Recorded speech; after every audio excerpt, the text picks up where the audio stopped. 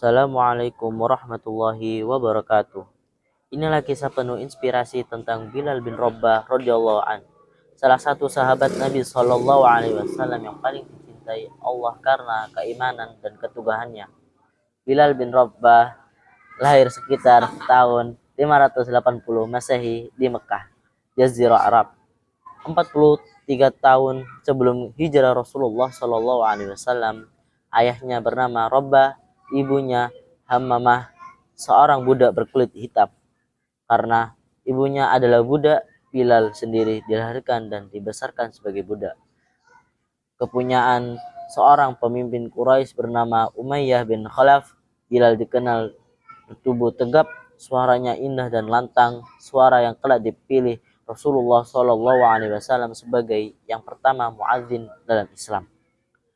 Ketika Islam mulai disebarkan oleh Nabi Muhammad Shallallahu Alaihi Wasallam di Mekah, Bilal adalah satu di antara orang-orang pertama yang memeluk Islam sebagai bagian dari golongan as-sabiqun al-awwalun.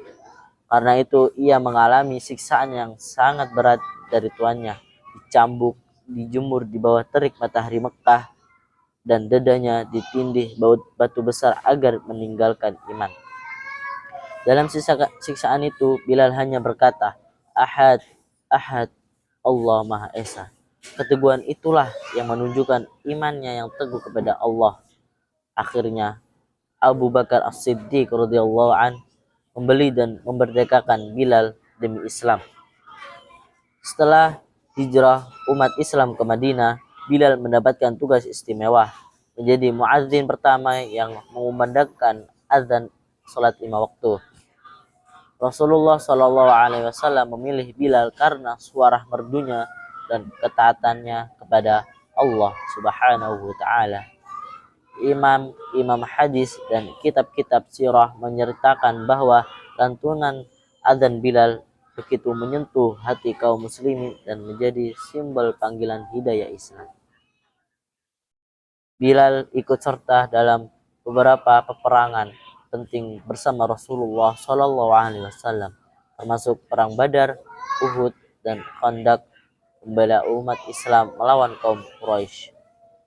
Dalam perang Badar itu pula, menurut sebagian riwayat sejarah, Bilal pernah menghadapi mantan tuannya, sebuah kejadian simbolis yang menunjukkan keadilan Allah atas penindasan masa lalu.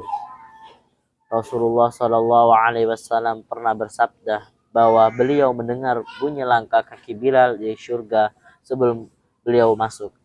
Ini menunjukkan bahwa Bilal termasuk orang-orang yang dijamin surga karena ketakwaannya.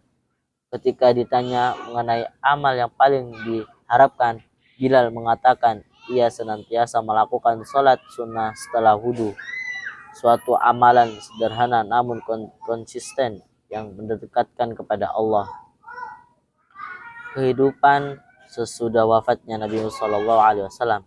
Setelah Rasulullah Shallallahu Alaihi Wasallam wafat, Bilal merasa sangat berat tinggal di Madinah tanpa Nabi Shallallahu Alaihi Wasallam.